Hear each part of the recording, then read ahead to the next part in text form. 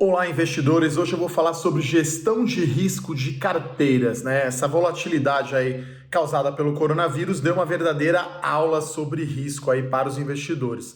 Antes de começar esse vídeo, vai lá, se inscreve no meu canal e deixa aquela curtida e clica no sininho para saber quando tem conteúdo novo. Tá, então eu vou falar aqui de métricas de risco, né? A gente viu o Ibovespa caindo 45% aí no auge da queda, né? O Ibovespa saiu no final do ano passado 115.645 pontos, caiu até 63.569 pontos, né? Então a gente está falando aí de uma queda de 45% no Ibovespa. Enquanto eu gravo esse vídeo aqui, o Ibovespa subindo aí em 3 pregões seguidos de alta, né, pessoal? Que maravilha! A queda foi reduzida para 33%. Então eu vou falar aqui sobre risco, né? Eu gosto muito do Warren Buffett, né? Citar uma frase aí do sábio de Omaha: risco é não saber o que você está fazendo. Então a gente teve 1 milhão, né, de CPFs novos na bolsa, né? Novatos começaram a investir na bolsa nos últimos 12 meses, acharam que bolsa de valores era sempre alta, né? Então o Ibovespa subiu 32%, vai arredondando, em 2019, achou que era sempre para cima e que não tinha risco. Tá, então eu vou começar falando da principal medida de risco, na minha opinião, que é a volatilidade, né? Porque eu costumo dizer que não dá para olhar somente retorno, né, na sua carteira de ativos, né, na sua carteira de investimentos, de aplicações financeiras. Então, uma carteira que tem retorno 10 não necessariamente é melhor que uma que tem retorno de 8% ao ano, porque esse tem mais risco. Então eu vou falar aqui da volatilidade, que é o que a gente olha, e claro, agora, nessas últimas semanas, estou gravando aqui esse vídeo na minha casa, então, momentos aí de bastante pânico que a gente passou no mercado. Então, vamos olhar então qual foi a volatilidade do Ibovespa em 2019, né? Não dá para olhar só os 32% de alta, vamos ver como que foi a volatilidade desse Ibovespa. Então, o valor exato aqui, né, o Ibovespa subiu 31,6% no ano de 2019, uma volatilidade anual de 18%, né? Esse 18% é o chamado desvio padrão. Bom, então uma maneira de interpretar, né, essas duas informações do Ibovespa. Então, retorno médio aí, 31,6% para o Ibovespa em 2019, com uma volatilidade para cima e para baixo de 18% ao ano, né? Então a gente pega um desvio padrão abaixo da média, 13,6, que na verdade é o 31,6 menos o 18, e vamos lá para outra ponta, a ponta de cima, 18 mais 31,6, que dá 49,6. Então veja, né? Você que investiu puramente aí em Ibovespa ano passado, ficou com um retorno que varia de 13,6% até 49,6%. Aqui eu estou falando de uma velha conhecida aí de quem conhece. Velha conhecida de quem conhece é ruim, né? Mas quem estudou matemática e estatística vai lembrar aí da distribuição normal que tem esse formato aqui, né? Então a média fica aqui no meio, um desvio padrão para cá, um outro para lá. Nessa distribuição que eu falei, mais ou menos um desvio padrão, você tem 68% da área, né? 68% dos seus retornos estariam nesse intervalo que eu falei de valorização de 13,6 com 49,6.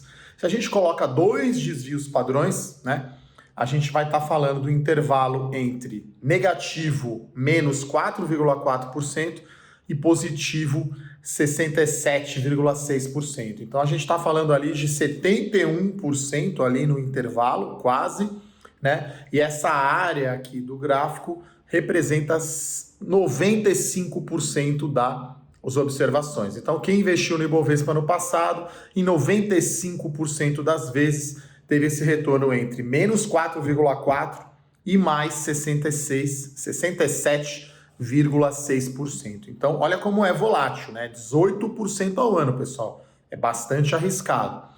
E aí, o que aconteceu, então? Antes de falar o que aconteceu com o Ibovespa nesse início do ano, então eu volto a falar, né? Essa é a curva conhecida como curva de Gauss ou curva normal, né? Uma curva em formato de sino, como eu falei. E aí, nesse ano, a gente viu que realmente aumentou muito a volatilidade do Ibovespa. Então, em janeiro, esse número foi baixo, foi 20%, então aumentou um pouquinho em relação aos 18% do ano passado inteiro. Em fevereiro, chegou a 31,5%.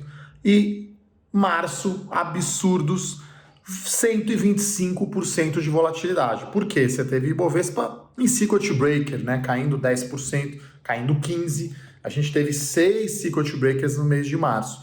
Então a volatilidade do Ibovespa explodiu, né? E aí aquele investidor que viu o ano passado lá o 32% com desvio de 18%, viu o Ibovespa, como eu falei aqui no começo do vídeo, cair 45% no acumulado do ano, né? Então, dessa vez, né, a crise eu acho que foi muito rápida, muito intensa, né? As variações na bolsa foram muito fortes devido ao pânico. Eu já falei essa frase também, né, pessoal?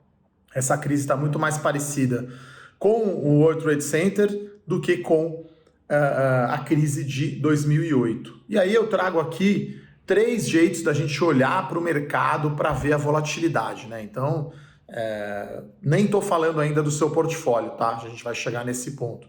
Então vamos olhar aqui 3 medidas para o mercado de ações, bolsa de valores, para a gente ver esse aumento da volatilidade. Então o índice dos Estados Unidos, o S&P 500, ele tem um índice chamado VIX, que é Volatility Index, que é índice de volatilidade. Então ele mede, né, o mercado de opções nos Estados Unidos, no S&P 500. Então esse índice é negociado lá na Bolsa de Chicago. Então, quanto mais alto ele é, mais volátil é o mercado.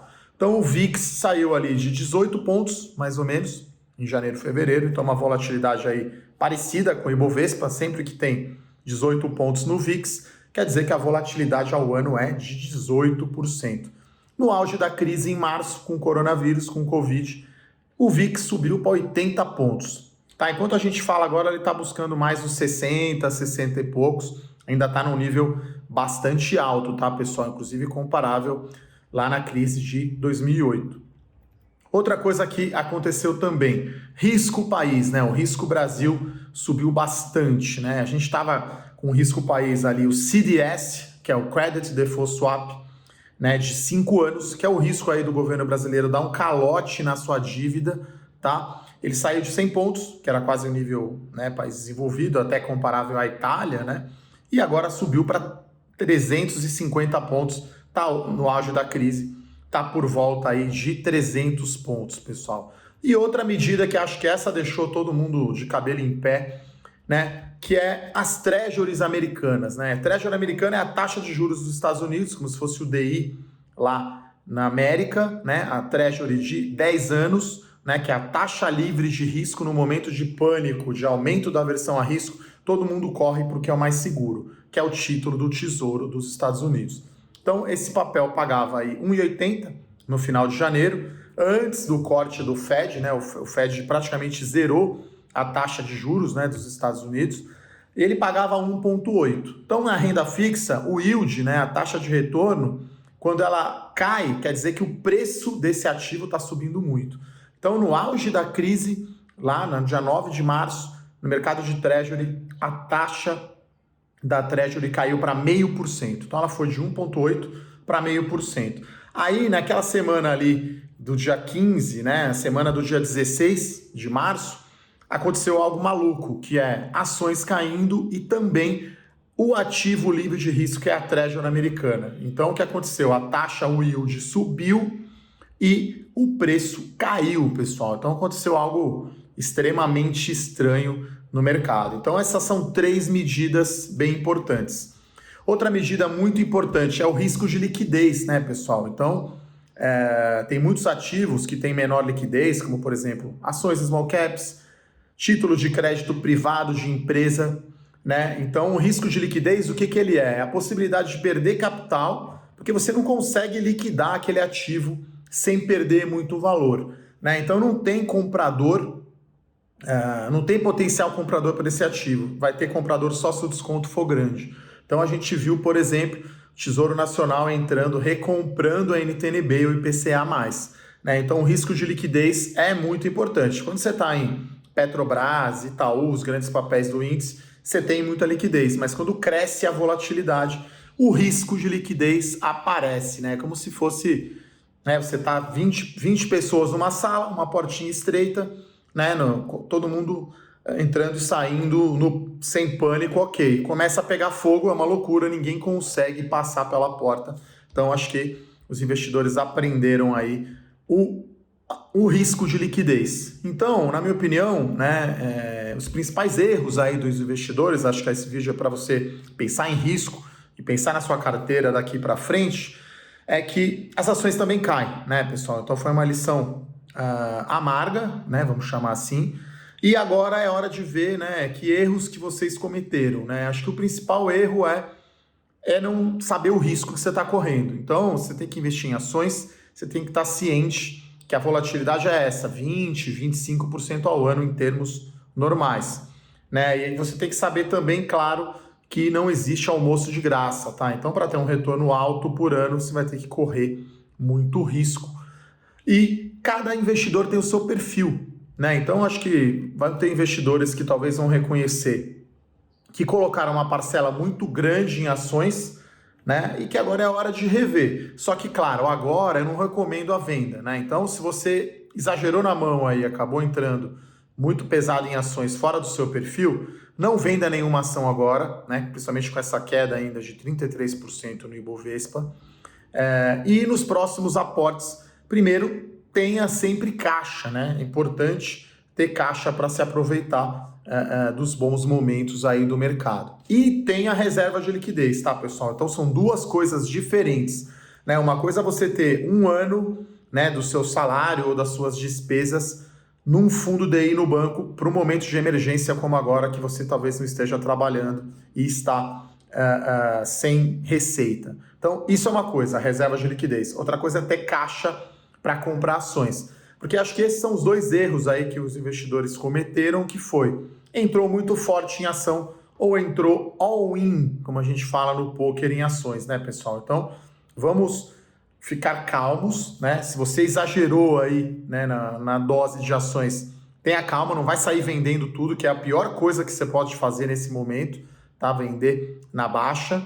Fica com as ações, o horizonte de investimento é longo prazo. Agora, se você não tem essa reserva de liquidez que eu falei, vamos fazer. Você não tem outros ativos de renda fixa, vamos alocar, né? Então, acho que é muito importante você equilibrar, tá? Essa é a mensagem final que eu deixo, tá? Tem um artigo aqui completo que a gente escreveu lá no Gabinete Anticaos, né? A Levante, né, ao seu lado no momento de crise. Então, eu e toda a equipe de análise, o Felipe, o Rafael, um relatório diário, tá? Do Gabinete Anticaos. Você pode baixar o relatório, ele está aqui, o link está na descrição do vídeo. Então a nossa recomendação é essa, né? Se você comprou demais ações, não venda, você vai ter que ter paciência, vai ter que ter um horizonte de longo prazo. Agora a boa notícia é, se você tem apetite por risco, tolerância maior ao risco, é a hora talvez de ir às compras. É claro que é impossível, na minha opinião, acertar o fundo, né? Aparentemente agora parece que o Ibovespa, o fundo, foi 63.569 pontos, mas podemos ter mais volatilidade. A volatilidade vai continuar grande enquanto, né, não acabar a quarentena, não, né, ficar reta, né, ou achatada a curva do aumento da disseminação do coronavírus, tá, pessoal? Então é isso, risco é muito importante, né? Eu termino aqui com uma frase que é o seguinte: você tem que comprar o guarda-chuva quando tá sol, né? Então acho que esse é outro erro que talvez os investidores cometeram, que foi não ter hedge, não ter uma posição de seguro, como por exemplo, ter dólar, ter ouro, ter caixa, né? Seguro é hedge. Então eu termino o vídeo com essa mensagem aí para vocês, tá, pessoal? Então é isso. Gostaria de agradecer, pedir comentários aí de empresas e setores para eu falar aqui no canal. Tenha calma, tenha caixa e não saia de casa, tá, pessoal? Forte abraço e até a próxima. Tchau, tchau.